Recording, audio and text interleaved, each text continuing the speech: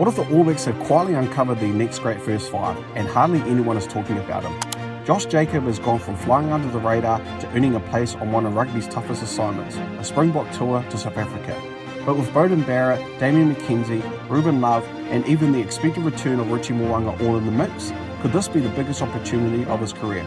So who exactly is Josh Jacomb? How did he rise through the ranks? And does he have what it takes to become the next great All Blacks number 10? Born on 23rd of June 2001, Josh Jacomb grew up in Auckland's North Shore before attending Sacred Heart College, one of New Zealand's most respected rugby schools. Sacred Heart has produced countless professional players over the years, and Jacomb quickly developed a reputation as a composed first 5'8" who always seemed to have time on the ball. Rather than relying purely on natural flair, he stood out because of his decision-making and his ability to control the game. Even during his school years, coaches noticed his calm approach. While some young first fives try to force miracle plays every time they touch the ball, Jacomb preferred to make the right decisions at the right time.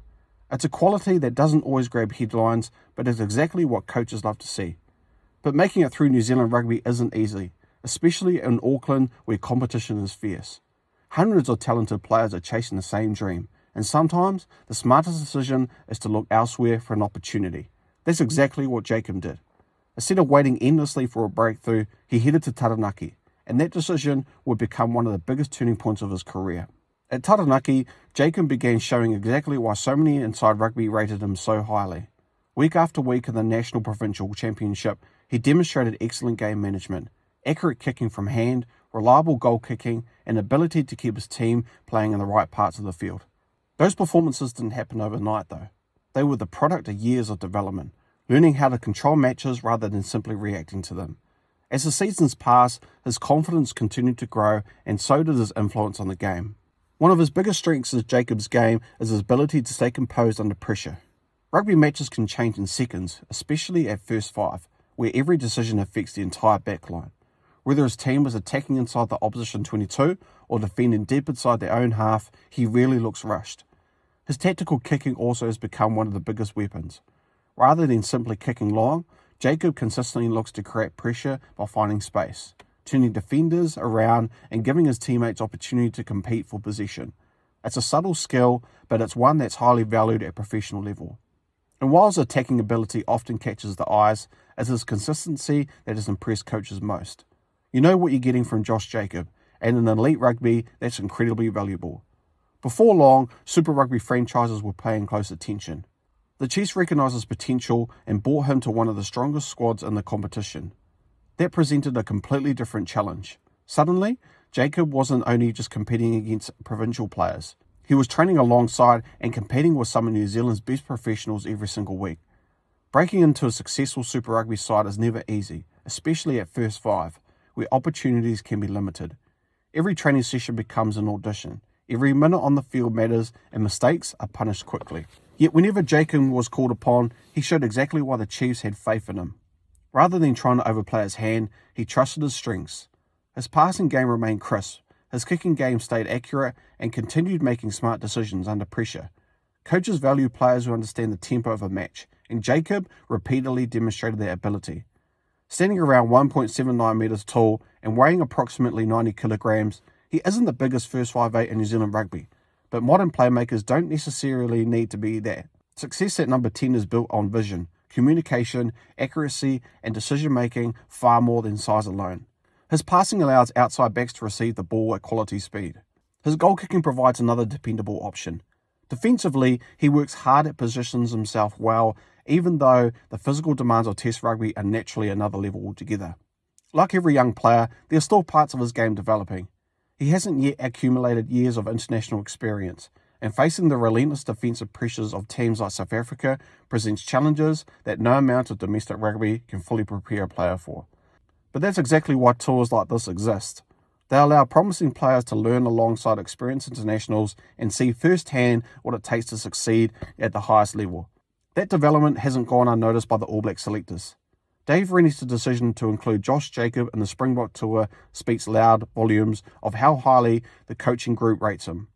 Earning a place in any All Black squad is difficult, but earning one at first five might be even tougher. The competition couldn't be much stronger. Beauden Barrett brings a decade of international experience. Damian McKenzie remains one of the world's most dangerous attacking players. and Ruben Love continues to emerge as another exciting option capable of covering multiple positions. That means Jacomb isn't simply competing against one player. He's competing against some of the finest playmakers New Zealand has produced, and that's exactly what makes this opportunity so significant. The reality is that opportunities like this don't come around often. Every All Blacks tour is an audition. Coaches aren't just watching performances on game day, they're watching every training session, every meeting, and every interaction. They're looking for players who can handle the pressure of international rugby and fit into the All Blacks environment. For Josh Jacomb, this is a chance to learn from two of New Zealand's best playmakers, Beauden Barrett and Damian McKenzie. Training alongside experienced international provides lessons that simply can't be replicated in Super Rugby. Every day on tour is an opportunity to improve. Then there's the challenge of South Africa. Few places in world rugby are tougher than facing the Springboks on their home turf. The physicality, the passionate crowds, and the intensity of every contest makes it one of the biggest tests any rugby player can face. If Jacomb can get his opportunity, he'll be stepping into one of rugby's greatest rivalries. Even if a test debut doesn't come immediately, this tour is still a major milestone. Many All Blacks begin their international journey as development players before becoming regular starters. The coaching staff clearly believe Jacomb has the potential to reach that level. Otherwise, he wouldn't be on the plane. His biggest asset is his composure. Throughout his career, Jacomb has built a reputation for making smart decisions rather than flashy ones. His tactical kicking, accurate passing, and calm game management have consistently stood out. And those qualities become even more valuable in Test rugby, where patience often wins matches. Of course, the competition for number 10 jersey is fierce. Damian McKenzie remains one of the most dangerous attacking players. Beauden Barrett brings unmatched experience, and Ruben Love continues to impress as another exciting option. Looking ahead, Richie Mo'unga is also expected to become eligible for the All Black selection again after he plays his first NPC game. That means every opportunity counts.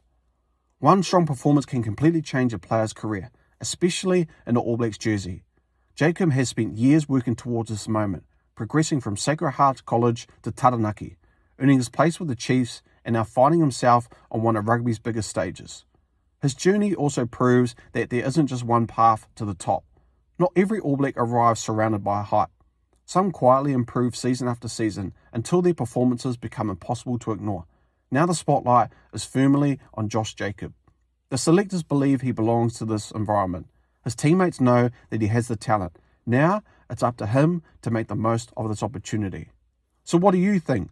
Does Josh Jacomb deserve the All Blacks debut on the Springbok tour?